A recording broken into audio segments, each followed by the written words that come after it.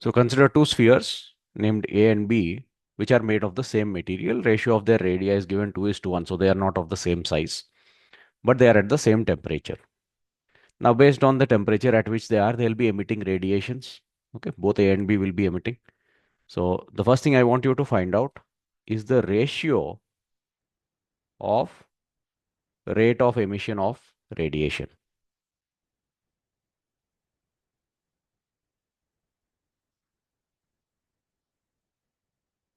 Okay, or rate of emission of heat in the form of radiation, you can say. After that, derive the ratio of rate of cooling. Okay, last class we discussed the difference between rate of heat loss and rate of cooling, or the relation between rate of heat loss and rate of cooling. You'll have to apply that here. Okay, and the fact that they are made of the same material means that their emissivity E values are equal. Okay, emissivity of A is same as emissivity of B. Okay, because it's a factor which depends on the nature of surface. If they are made of the same material, they'll have the same nature. So emissivities will be equal, and specific heats will also be equal. Specific heat is also a factor which depends on the material with which the object is made. So their specific heats will be equal. Okay. So think carefully and solve this. I'll give you 3 minutes. If you have an answer, you can unmute and tell. Yusuf, tell me, how do you write expression for rate of emission through radiation? The What dq is by dt emission huh, A what is the is equal formula? to so E sigma AT to the power E 4. sigma A, absolute temperature to the power 4. Yes, Okay. sir. So rate of emission of A will Yes, be sir. emissivity of A, area of A, temperature of A to the power 4. Fine. Divided by rate of emission by B, emissivity of B, emissivity of B, sigma, surface area of B, surface temperature of B to the power 4. Okay, fine. Good. Your answer is correct only to this part. It is given to you that their emissivities are equal. Indirectly, it was given to you. Yes, Okay, sir. since the materials are the same. Okay, so, sigma Stefan's constant will get cancelled anyway. Now they are spheres, and their radii are in the ratio 2:1. If the radii are different, obviously surface areas will be different, and area of a sphere is given by 4 pi r square. So surface area of A to surface area of B will be radius of A squared to radius of B squared. So that becomes 4:1. Okay, good. So 4 times 1, and temperatures are given to be equal. So the rate of emission of heat, or ratio of rate of emission of heat, is 4:1. The next thing you are asked to find out is the rate of cooling. How do we relate rate of emission of heat to rate of cooling? So we derived it yesterday, no, sir. So Yeah, dq yeah. by dt is equal to dt by dt. Not directly equal, but there is a relation Minus. between them. Yes, sir. See, rate of cooling. Okay, think from the basics, you will be able to solve any problem. Rate of cooling is basically rate of decrease of temperature. Now, generally, rate of change of any quantity is expressed like this. Now, rate of decrease of any quantity will be negative of this. So, this is what we want. What do we know so far? We know rate of heat loss, or the ratio of rate of heat loss. Now, we want to relate heat loss to temperature change. So, we need the relation between heat and temperature. And the relation between heat and temperature is delta Q is equal to ms delta T, or dQ, the heat absorbed by an object, is equal to mass specific heat multiplied with the temperature change that it undergoes. So in this formula, dq stands for heat absorbed. Negative of it will stand for heat emitted. Okay, so you can put a minus sign on both sides, nothing wrong in that, and then divide by time on both sides. That's all. So the rate of cooling of an object, d capital T divided by d small t, through radiation can be written as dq by dt divided by its mass multiplied by specific heat. Okay, this is how you can express the rate of cooling. Did you understand? Yes, sir. Okay, now we need the ratio of this. So rate of cooling of A to rate of cooling of B. Or to be mathematically correct, let's put the minus sign also. Minus d capital T by d small t stands for rate of cooling. So you can write this as minus dq by dt divided by mass of A, specific heat of A, whole divided by minus dq by dt divided by mass of B, specific heat of B. Okay, we already know the ratio of rates of emission of heat, 4 is to 1. So this to this will be 4 to 1. Materials are same, so specific heats are equal. The only thing you are left to find out is the ratio of their masses. So this changes to mass of B divided by mass of A multiplied with 4 by 1. Okay. Can you tell me, or can you think of a way to find out the ratio of their masses? It is given that they are made of the same material, and you know the ratio of ratio of radii, 2 is to 1. How will you find out ratio of masses?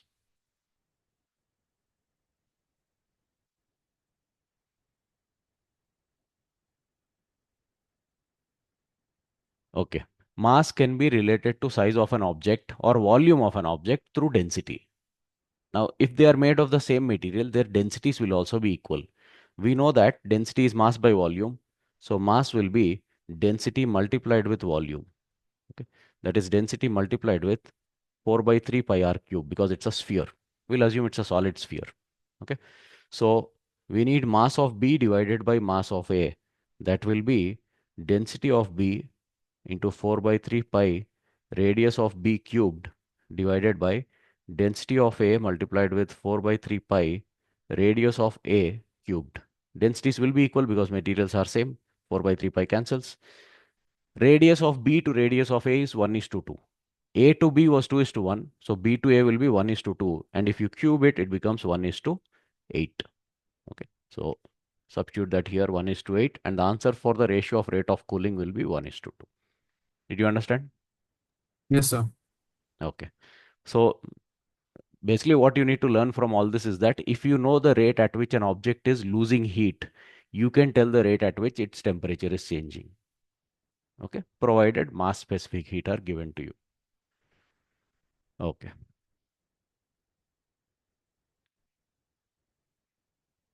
Now, such questions can be asked by giving some other ratios as well. Like here, I gave you the temperatures of the objects to be equal.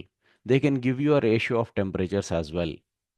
Okay, radii ratio and temperature ratio. Then you'll have to adjust the answer accordingly. But remember, in Stephen's law or Stephen Boltzmann's law, this formula E sigma A T power 4, T must be substituted in kelvins. Okay, so sometimes they may give you temperature in degrees C. You have to remember that you should convert it to kelvins first before you substitute. Okay. Next question. Uh, Consider a sphere itself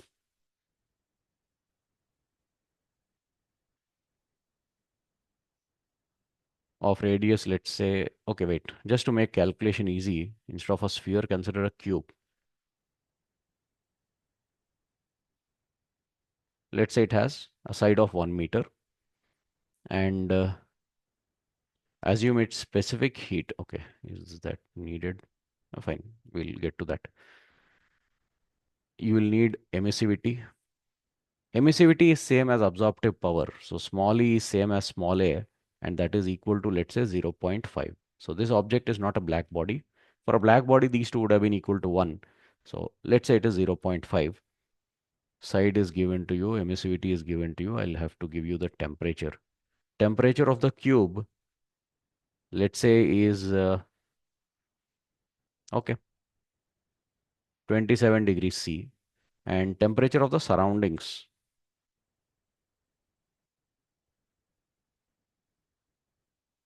assume, is 127 degrees C. Okay, so surroundings are hotter than the object itself. Okay. Now, due to the object's own temperature, it will be radiating heat. And due to surroundings temperature, the object will be absorbing heat. And fine, it's a cube, so you know its volume. But okay, I don't want to trouble you that much. Let's say the mass of the cube is some 4 kg and its specific heat is say 500. Okay, specific heat of the material with which it is made is 500 joule per kg per Kelvin. Okay, right.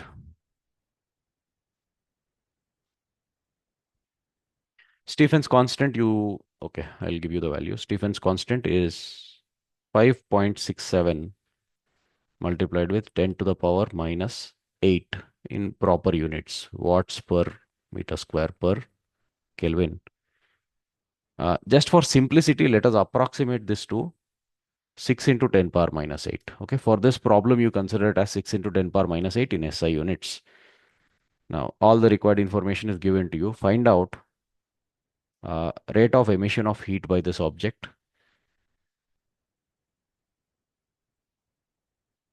Next, find out rate of absorption of heat.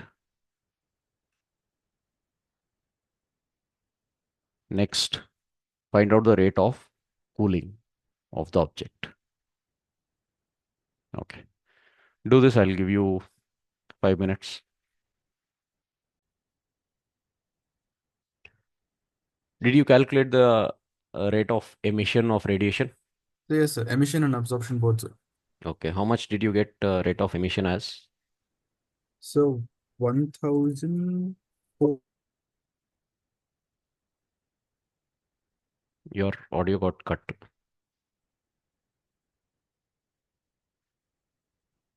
Okay. The formula for rate of emission is E sigma A, temperature of the object. Okay. Surface temperature of the object to the power 4. So E is 0.5 sigma. I asked you to take it as 6 into 10 power minus 8. Is my audio clear? So yes, sir. Okay. Next, surface area of a cube. What is the formula? So 6 into the side. The six number of sides into the measurement. Tell properly. We need surface area.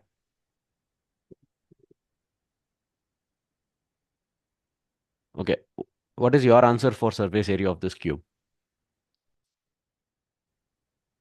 So the sides square into Hmm. six Right, sides. right, Okay. right. Area of each face multiplied with 6. Okay. Because there are 6 identical faces. So 6 multiplied with 1 square, that is 6 itself. Next, absolute temperature to the power 4. The body's absolute temperature. Given temperature is 27 degrees C. Yes. Then what would the absolute temperature be? So it's 300 Kelvin. 300 Kelvin. Right. So 300 to the power 4. So you can write it as 3 power 4 multiplied with 10 power 8. And you will see these 10 power 8s getting cancelled. Okay, the rest is just calculation. You can do it. That is the rate of emission. Next, what is the formula for rate of absorption? So emissivity sigma AT to the power 80 to the power 4s. Okay, Ts, temperature of surroundings to the power 4. So A, sir. Observe. You can use A sigma. You can write E sigma also. Numerically, they are equal. No? Is that what you were saying? Yes, sir. Ha. Numerically, E and A are the same. Okay, no problem. So 0.5 sigma is the same 6 into 10 power minus 8. Area is 6. Temperature of surroundings, absolute temperature, this would be 400 Kelvin. Okay, so 4 to the power of 4 multiplied with 10 to the power of 8. 10 power 8s will cancel. The rest is just calculation. That's okay. So you know the rate at which it is emitting heat through radiation. You know the rate at which it is absorbing heat through radiation. How will you now find out the rate of cooling? Any idea? No, sir. What do you need to know to find out the rate of cooling?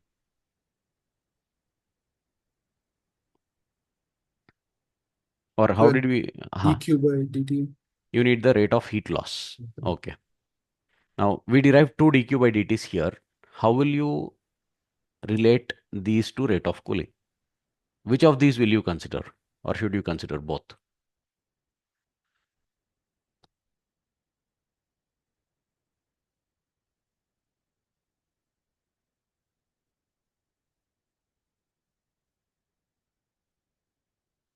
So the difference. Their difference. Very good. Very good. Okay.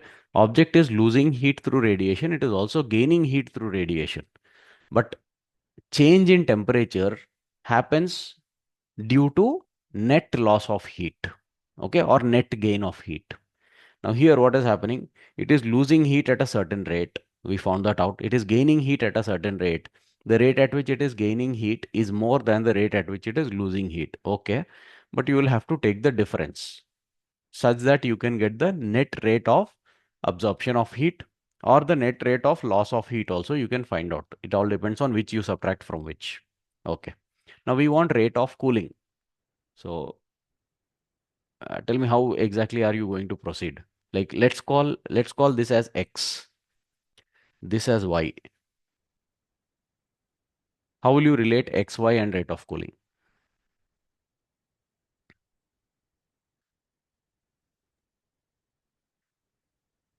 So x minus y. Okay, X minus Y. X is the rate of radiation of heat. Y is the rate of absorption. Radiation minus absorption effectively gives you net loss of heat. Okay, and how will you relate that to rate of cooling? I want the exact equation that you are going to write. You are almost there.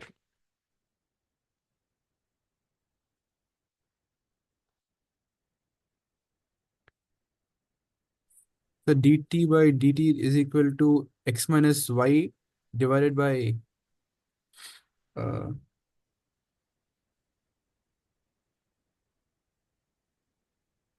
what's it? Think, think of the general relation between heat and temperature. Okay, this part of the chapter you were not, I mean, you had not attended classes, but I'm sure you must have studied this in 11th class. Delta Q is equal to ms delta T. Okay, this is how heat and temperature are related, provided there is no change of state happening. Means there is no melting, boiling, such things happening. You can use this relation. So you can also write dq is equal to mass specific heat dt and divide by time on both sides. Okay. Now, if this is gain. Generally, dq is delta q is equal to ms delta t. Delta q stands for heat gained. Okay. And if an object is actually gaining heat, no, this term will be positive. This term will also be positive. Temperature will increase. You put a negative sign on the left hand side, it becomes heat lost. Then automatically this term will become negative. Okay. Now x minus y gives us the net rate of loss of heat.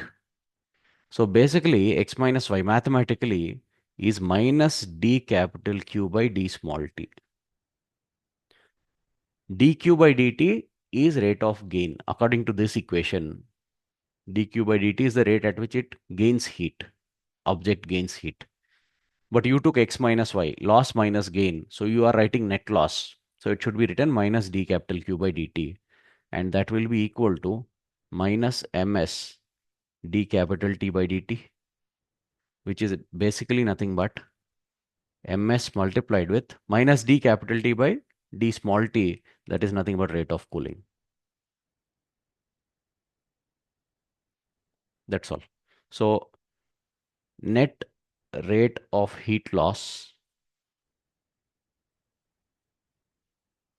is mass specific heat multiplied with rate of cooling. Did you understand this derivation? Yes, so yes. Okay, that's all. From there, you can find out the rate of cooling. Mass of the cube is given to you and its specific heat was also given to you. You just have to substitute those values there.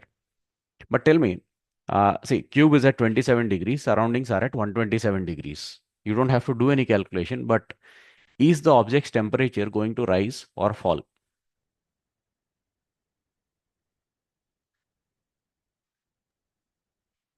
The temperature is gonna rise. Yes, because surroundings are hotter than the object itself. Temperature is going to rise. Okay. But you were asked to find out rate of cooling. So the answer for rate of cooling will be positive or negative. You know it is going to get heated. It's not actually going to cool.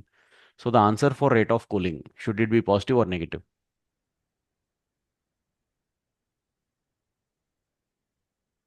So positive. Mm, no, it will be negative. object is actually getting heated, no, Hmm. then rate of heating will be positive, rate of cooling will be negative. Hmm. Okay, sir. Okay. Fine.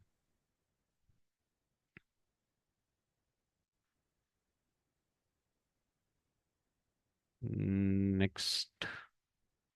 Okay. See, we are using this formula for rate of emission of heat loss through radiation. E sigma A T to the power 4.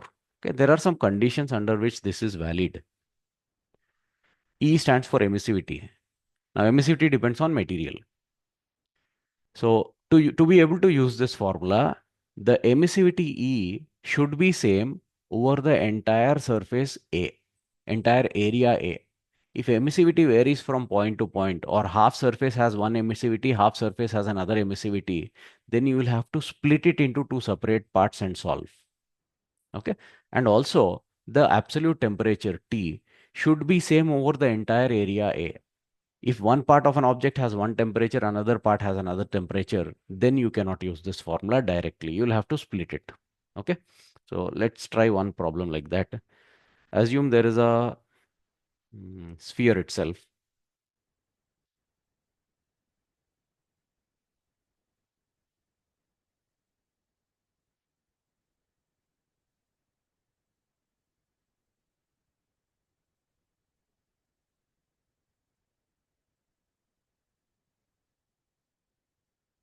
Let's say one half of the sphere is made with or made of one material, another half, the other half is made of some other material.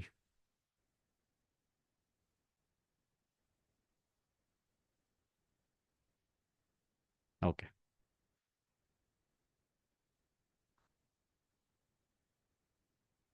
Let's say emissivity of the left side part is E.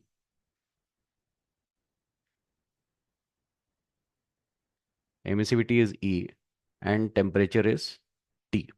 Okay.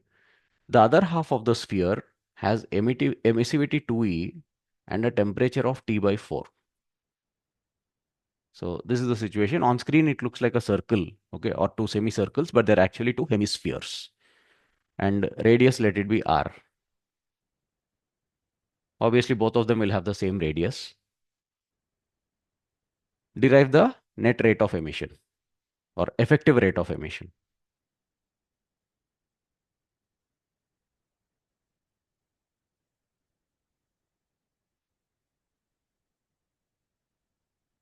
or total rate, I should say, maybe. Yeah,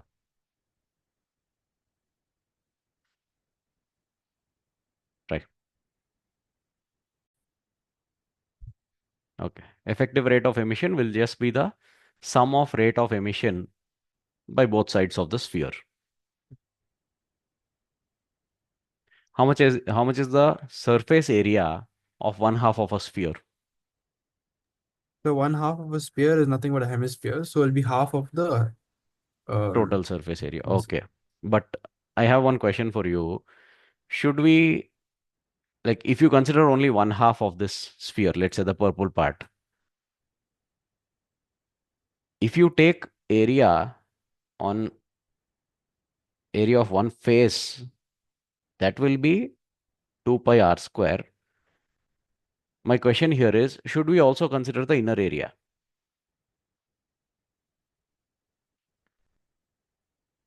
Now, like to solve this problem, you will be treating both halves separately, right? You won't treat it as one object. You will treat them as two objects. Should we consider the area on this side as well?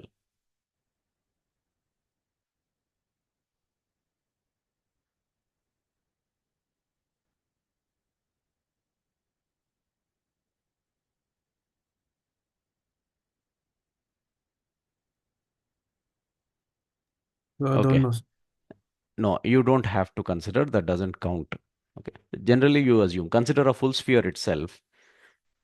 Okay, any shaped object doesn't matter. It doesn't have to be a sphere only. Suppose there's an object like this, which is having a cavity inside. Okay, empty space inside.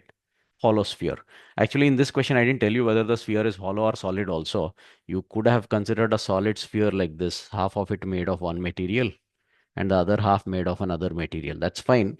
But let's discuss this. This is a conceptual point. What to do if there is a cavity inside the object? Should we consider the inner surface is the question.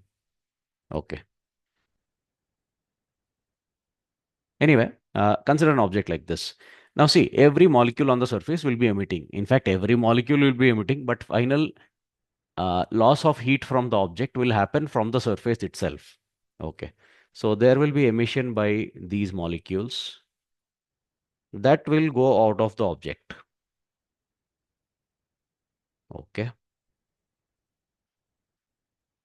There will be emission inwards as well. Okay. Into the cavity, energy will be radiated by these molecules. But where would that energy go? Will it escape from the object or will it stay within the object? So it'll stay within the object. It will stay within the object. So we that doesn't count as radiation emitted by the object to the surroundings. Okay, so you don't have to consider that part. So even if an object has a cavity inside, to find out the rate of emission to the surroundings, you don't have to take the inner surface. You don't have to consider the inner surface. Now in this problem, you were told that one half of the sphere is made of one material, another half is made of another material. Assuming it's a hollow sphere, okay, or assuming the object is hollow, so you can split it into two parts like this. Doesn't matter. The heat radiated inwards by one part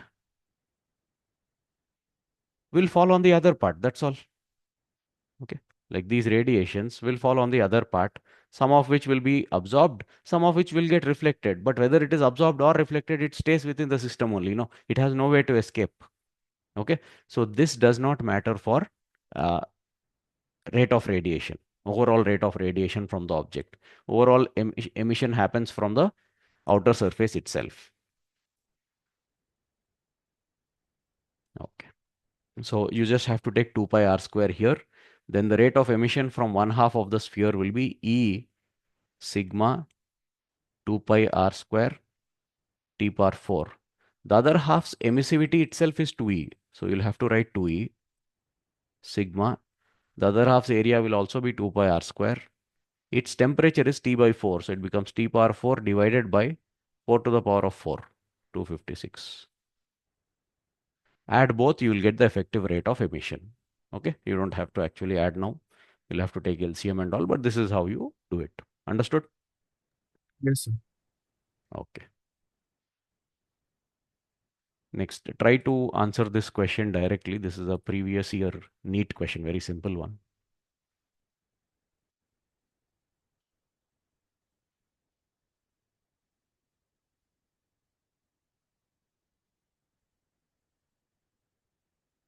Like you don't even have to solve anything. You can directly tell by recollecting the formula.